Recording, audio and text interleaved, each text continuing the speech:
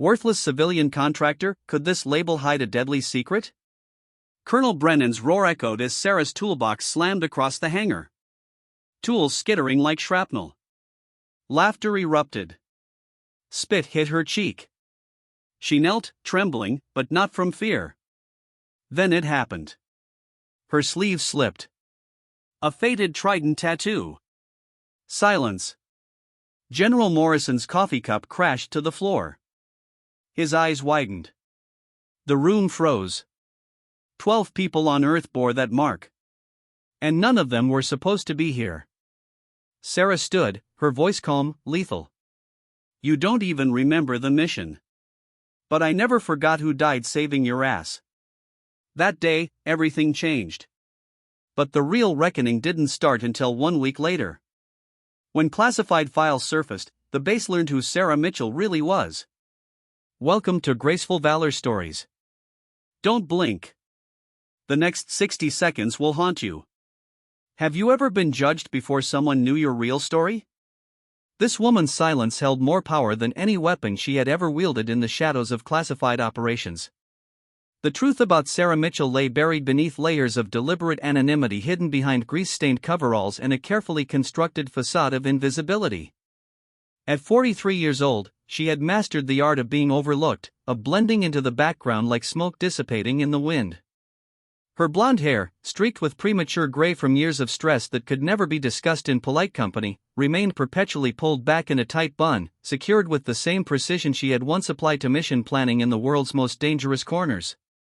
The scar that ran from her left temple to her jawline, a souvenir from that terrible night in Yemen, was barely visible unless you knew where to look. She spoke only when absolutely necessary. Her words were measured and economical, carrying the weight of someone who understood that silence often held more value than speech. Every morning she arrived at Fort Bragg before dawn, her beat-up truck the first vehicle in the contractor parking lot. And every evening she departed long after the last soldier had headed home to family dinners and comfortable beds. Her workstation in the maintenance bay was a masterpiece of organization. Each tool in its designated place, every weapon component catalogued with military precision.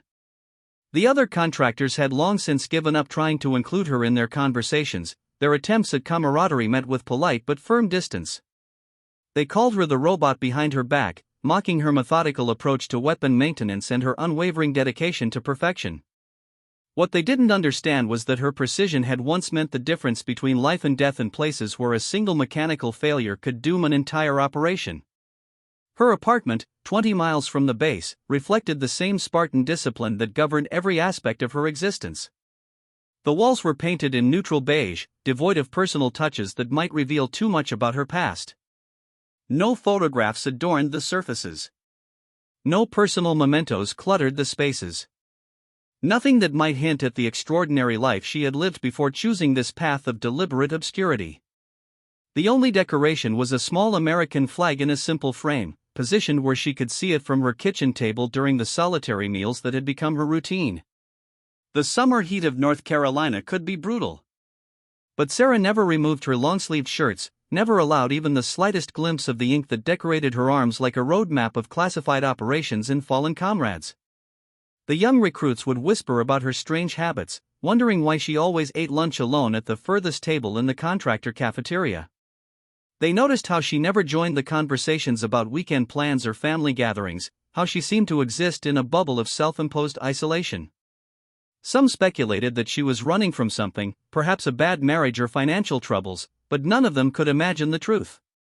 She endured the daily humiliation with the same stoic resolve that had once carried her through 18-hour firefights in hostile territory, accepting each insult as penance for sins that existed only in her own tortured conscience.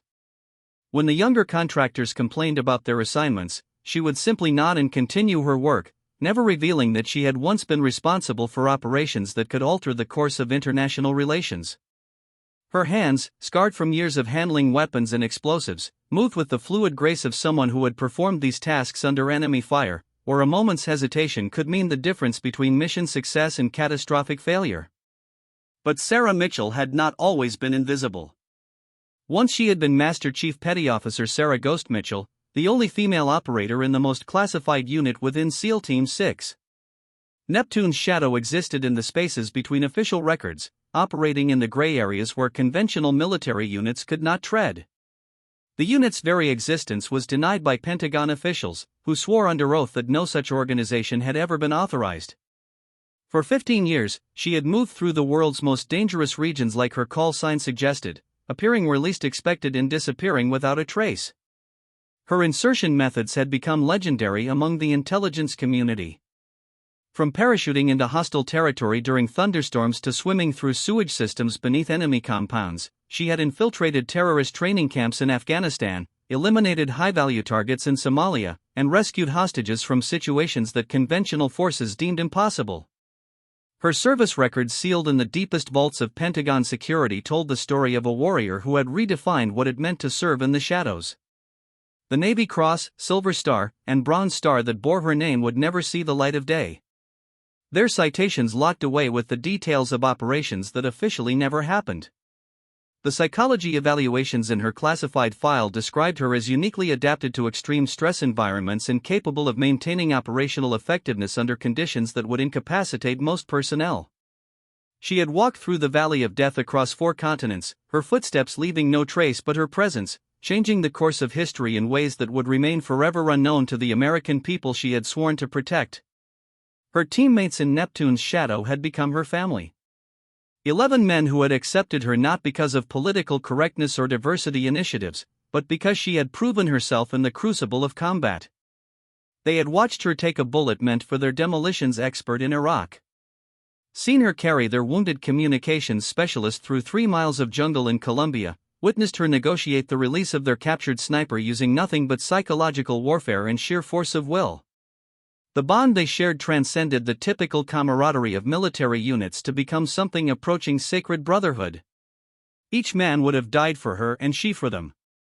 A fact that made the events in Yemen even more devastating to contemplate. The mission that changed everything had taken place in the unforgiving mountains of Yemen, where intelligence suggested a high-value target was planning an attack that would make September 11th look like a minor inconvenience. The target, a former chemical weapons engineer turned terrorist mastermind, had acquired materials that could create a biological weapon capable of killing millions. Neptune's shadow had been tasked with eliminating the threat before it could materialize, a routine operation that should have been completed within 72 hours. Sarah's team consisted of 11 of the most elite warriors the military had ever produced. Brothers forged in the crucible of countless successful missions. There was Rodriguez, the team's medic, who could perform surgery under fire with the same calm precision he applied to cleaning his rifle. Thompson, their sniper, could place a bullet through a target's eye from 800 yards in a crosswind. Jackson, the demolitions expert, could blow a door off its hinges without disturbing the glass windows on either side. Each man represented years of training and millions of dollars in government investment. But more importantly, each was a brother who had earned his place through blood, sweat, and unwavering dedication to the mission. They had operated together for 3 years, their bond transcending the typical camaraderie of military units to become something approaching family.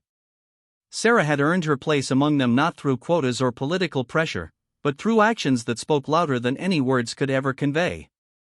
She had been the first to volunteer for the most dangerous assignments, the last to seek medical attention for her wounds, the one who could be counted on to maintain operational security even under the most extreme duress.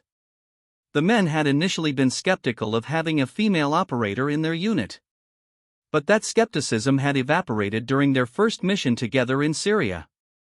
When their extraction had been compromised and enemy forces had surrounded their position, Sarah had volunteered to create a distraction that would allow the team to escape. She had single-handedly eliminated 7 enemy combatants before disappearing into the urban landscape like smoke, reappearing at the extraction point 3 hours later with intelligence that made their mission a complete success. From that moment forward, she had been more than their teammate. She had been their sister, their protector, and their conscience when the weight of their actions threatened to crush their souls. The ambush came at dawn on the second day when they believed they were closing in on their target. Intelligence had been compromised. Their position revealed to an enemy that had been waiting for them with the patience of predators. The first shots came from the high ground. Muzzle flashes winking like malevolent stars in the pre-dawn darkness. Sarah's first instinct was to shield Rodriguez, who was tending to a minor injury Thompson had sustained during their night march.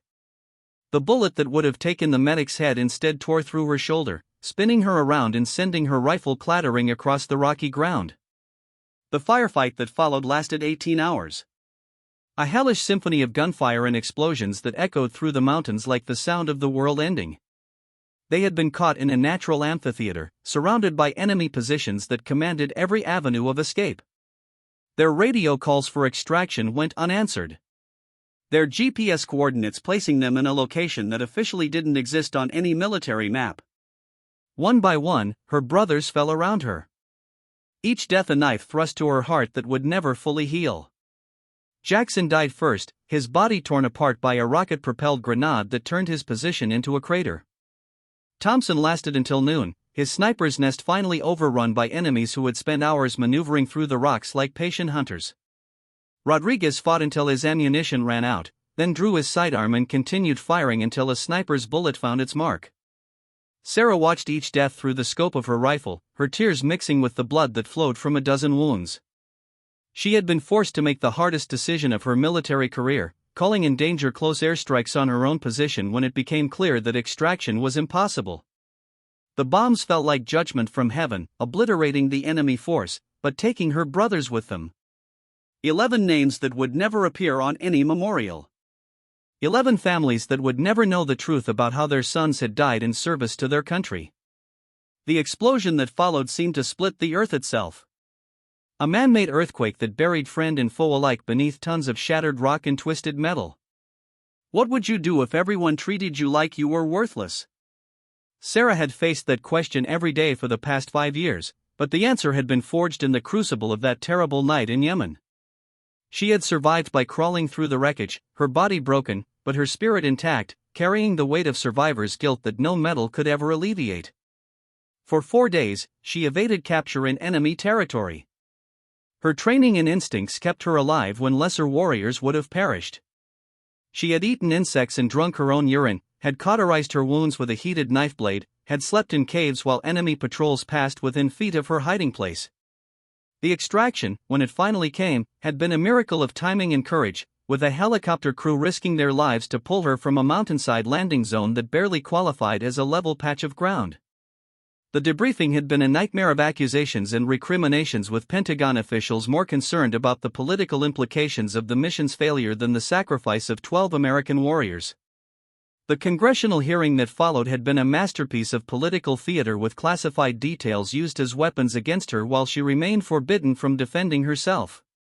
Senators who had never heard a shot fired in anger questioned her judgment, her competence, her very right to serve alongside the men who had died under her command.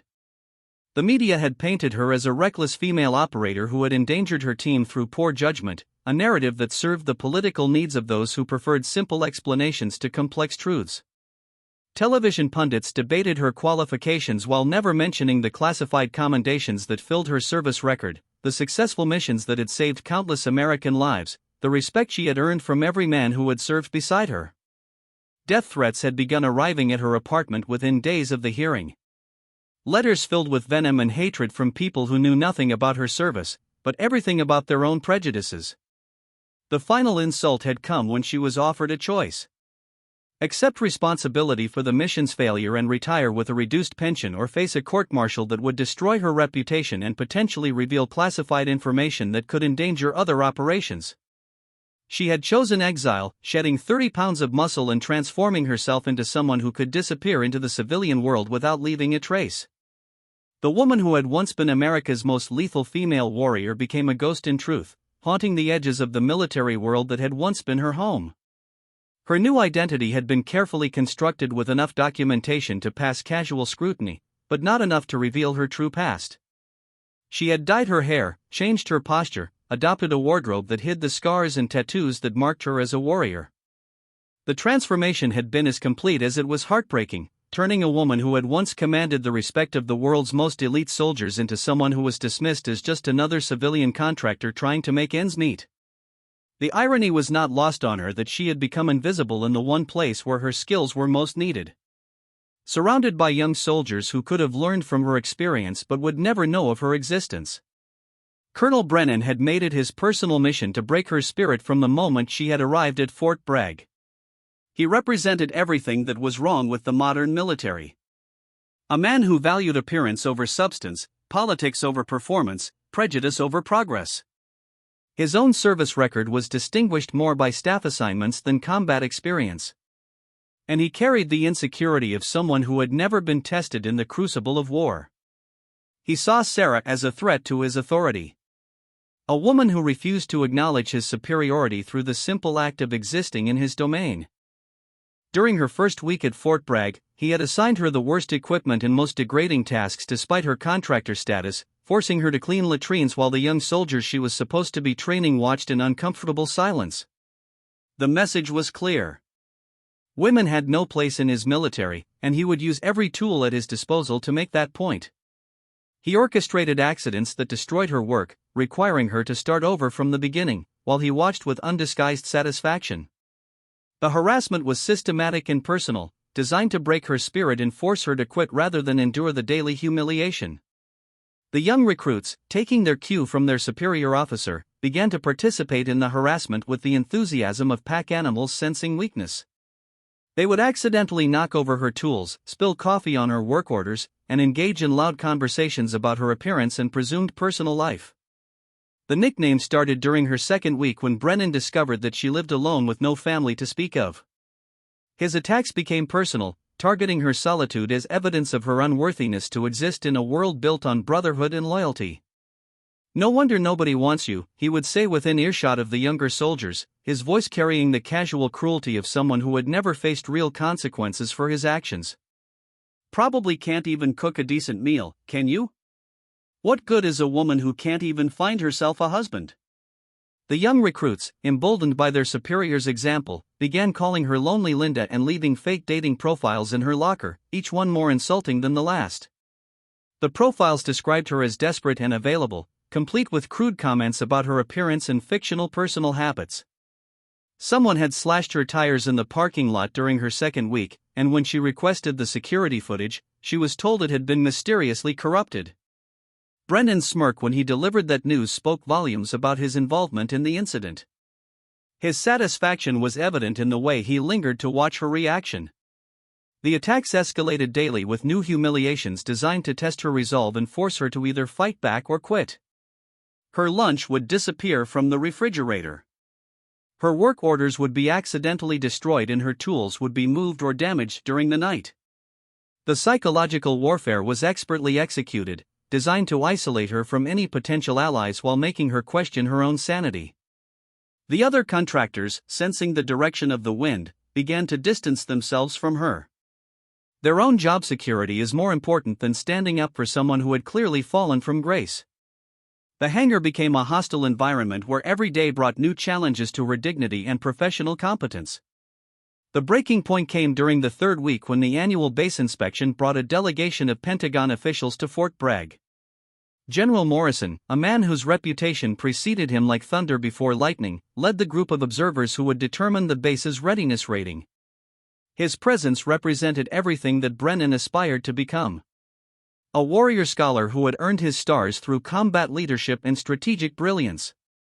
The inspection was Brennan's opportunity to demonstrate his command abilities to the Pentagon elite, and he saw Sarah as the perfect prop for his performance. He called an assembly of 200 soldiers in the main hangar, ostensibly to demonstrate the base's training capabilities, but actually to stage a humiliation that would serve as a warning to any other woman who might dare to enter his domain. The soldiers filed into the hangar with the precision of a well-oiled machine, their uniforms crisp, and their bearing military perfect. Sarah was summoned to the center of the formation. Her grease-stained coveralls a stark contrast to the sea of pressed uniforms surrounding her. Brennan's voice carried across the hangar with the authority of someone who had spent years perfecting his command presence. "Today, we're going to demonstrate the difference between real soldiers and civilian contractors," he announced, his words dripping with contempt. "This woman claims to be qualified to maintain the weapons that keep our warriors alive, but I think we'll see that some jobs are better left to real professionals." The mockery in his voice was unmistakable, designed to elicit laughter from the assembled soldiers and demonstrate his own superiority. He forced Sarah to demonstrate proper weapon cleaning techniques, knowing that her hands would shake under the pressure of so many hostile eyes. The rifle he handed her was deliberately fouled. Its mechanisms are clogged with debris that would make disassembly difficult under the best of circumstances. "Let's see how the expert handles this," he said, his smile predatory as he watched her struggle with the damaged weapon.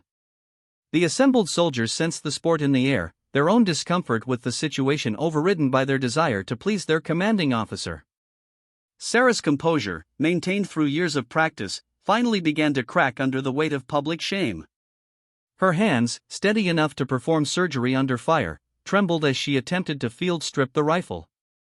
The silence in the hangar was deafening, broken only by the sound of her breathing and the occasional whisper from the assembled troops. When she accidentally dropped a rifle component, the metallic clatter seemed to echo through the space like a gunshot. And Brennan seized upon the moment like a predator sensing weakness. "This is why we need real warriors, not diversity hires," he announced, his voice carrying to every corner of the hangar.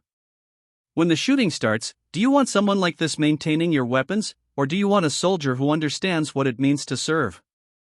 The rhetorical question hung in the air like a challenge, daring anyone to disagree with his assessment. He grabbed her wrist roughly, intending to make a final point about her incompetence, but the gesture tore her sleeve and revealed the partial tattoo that had remained hidden for 5 years.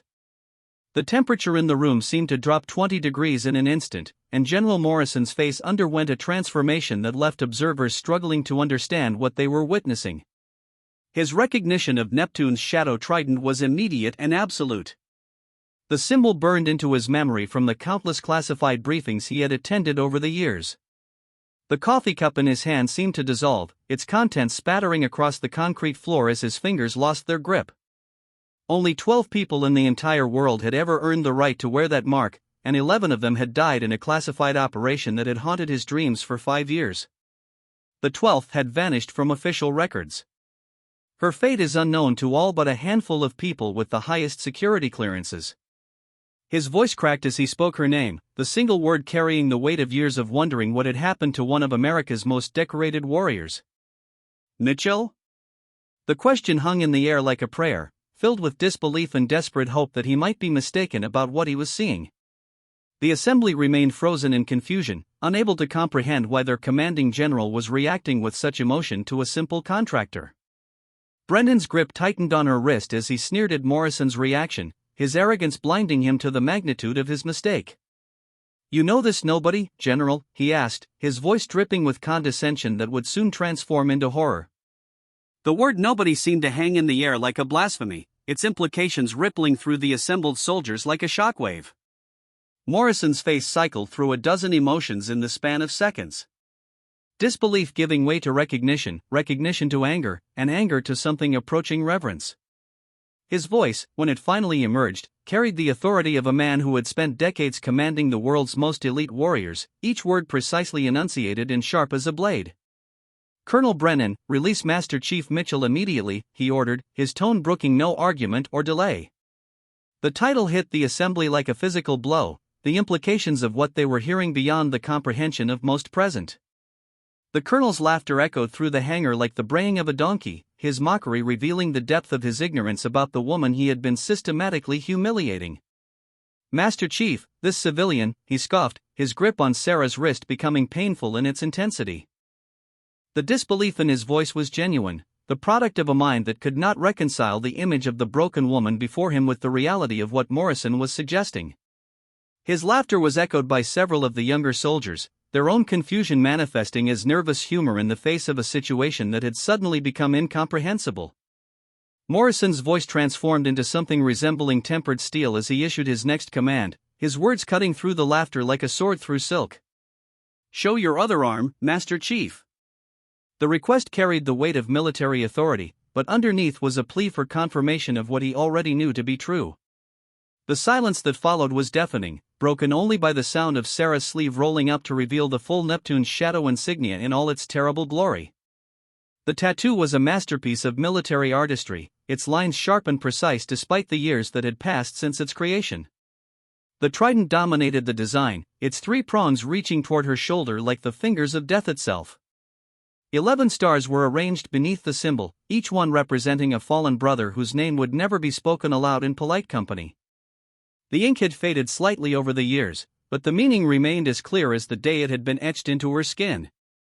Around the central design, smaller symbols told the story of operations that had never been officially acknowledged, victories that had been won in the shadows of history. The revelation hit the assembly like a physical blow. 200 soldiers suddenly confronted with the reality that they had been witness to the systematic humiliation of one of their nation's most decorated warriors. The silence that followed was profound, broken only by the sound of Morrison's boots on the concrete floor as he approached the woman who had once been under his command. Morrison's voice carried across the hangar with the solemnity of a funeral oration as he began to explain the significance of what they were seeing. "You have been dishonoring the only survivor of Operation Silent Tide," he announced, his words cutting through the silence like a sword through silk. The operation's name meant nothing to most of the assembled soldiers, but to those with the proper clearances, it represented one of the most heroic actions in the history of American special operations.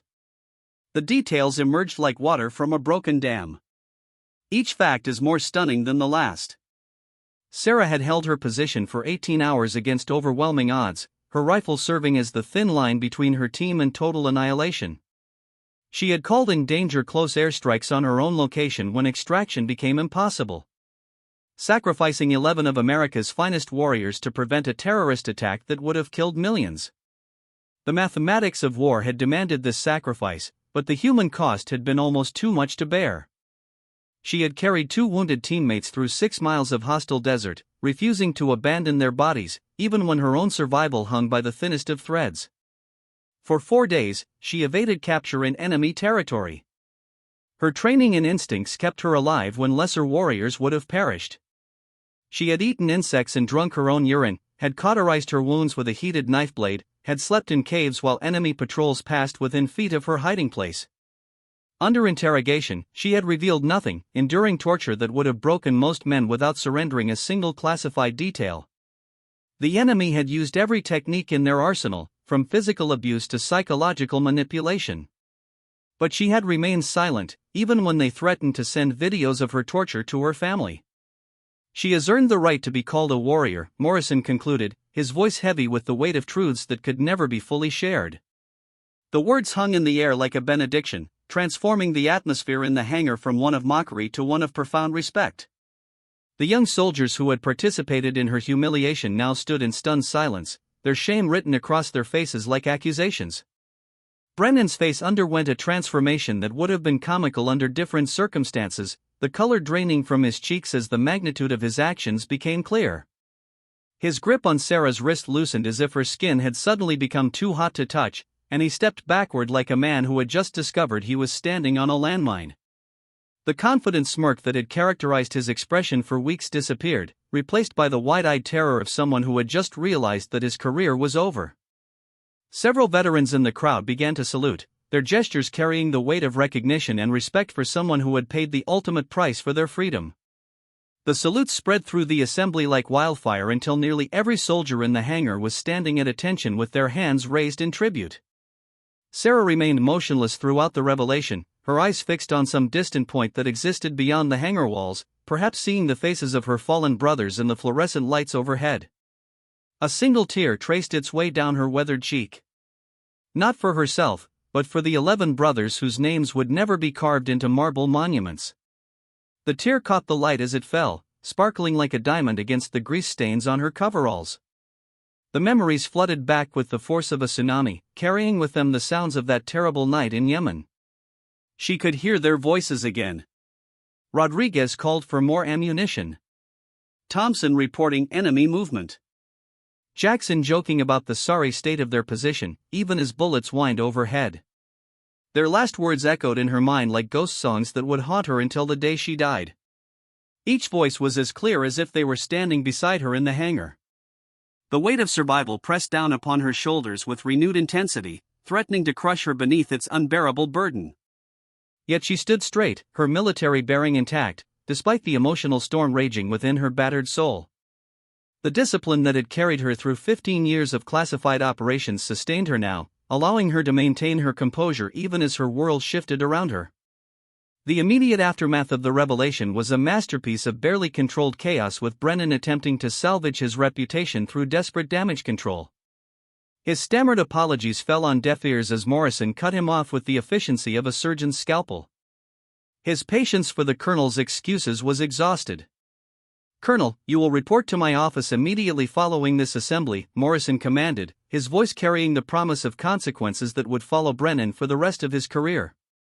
An immediate investigation was announced with military police already moving to secure Brennan's office and personal effects.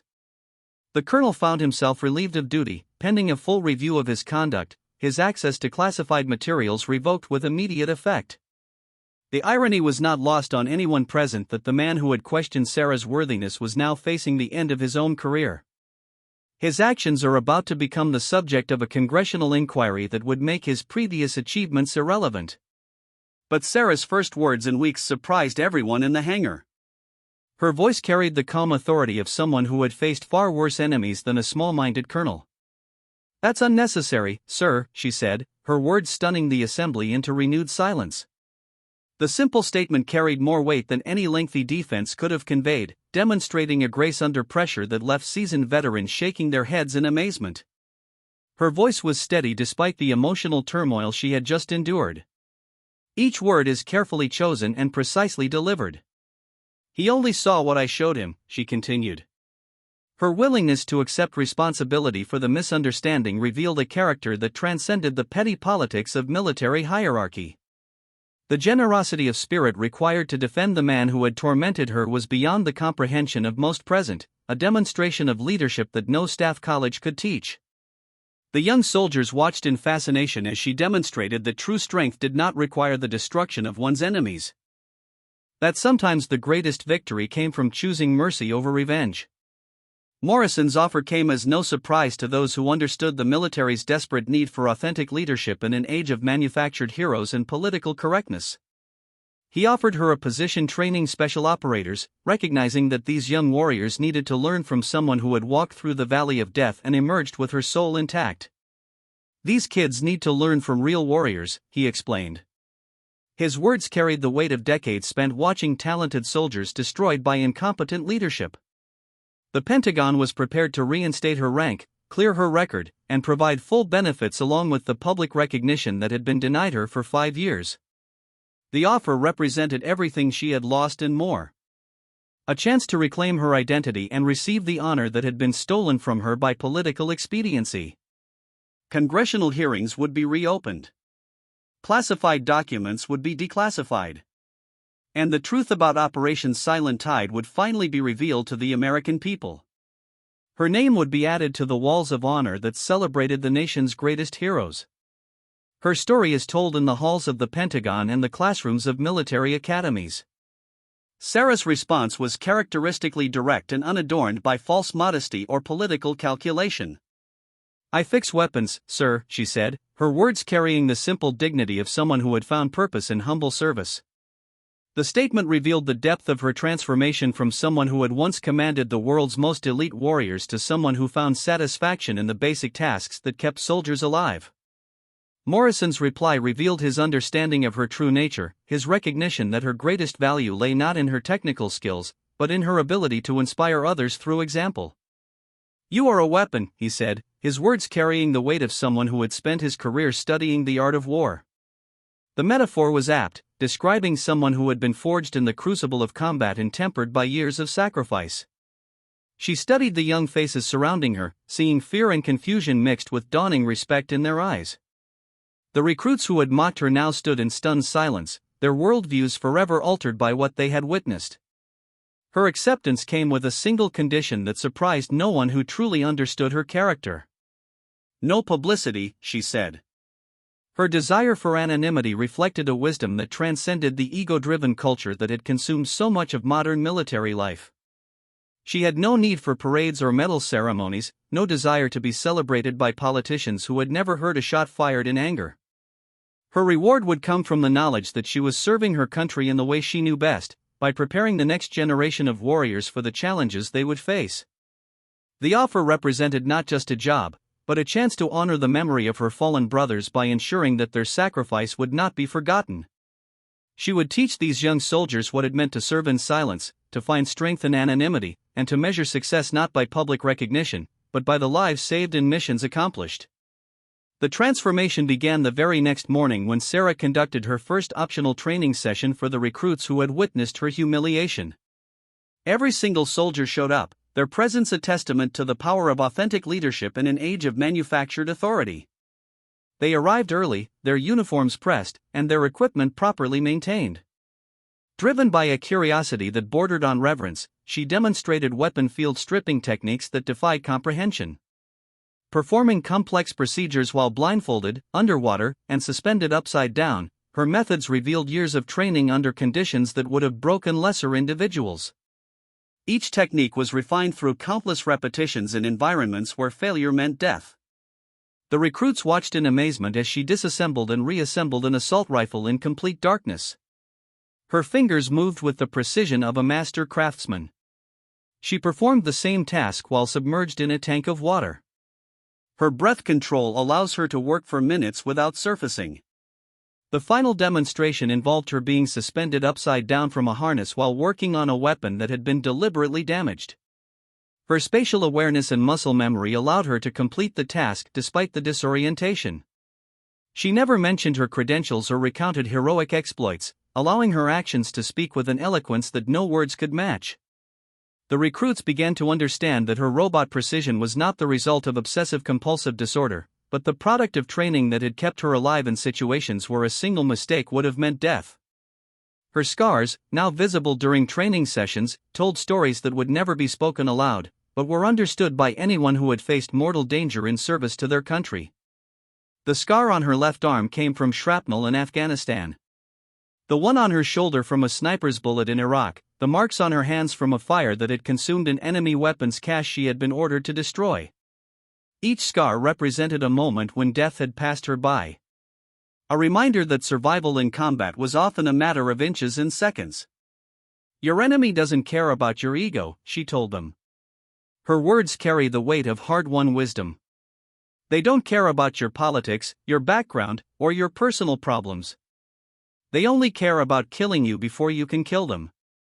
Everything else is just noise. Even Brennan was forced to attend her sessions. His presence is a constant reminder of the price of judging others by appearances rather than substance. His attendance was not voluntary, part of the punishment handed down by Morrison for his conduct during the inspection. He sat in the back of the training area, his notebook open, but his pen never moving, his attention focused on the woman who had become his personal nightmare. The other soldiers gave him a wide berth, their respect for Sarah growing with each demonstration of her extraordinary skill.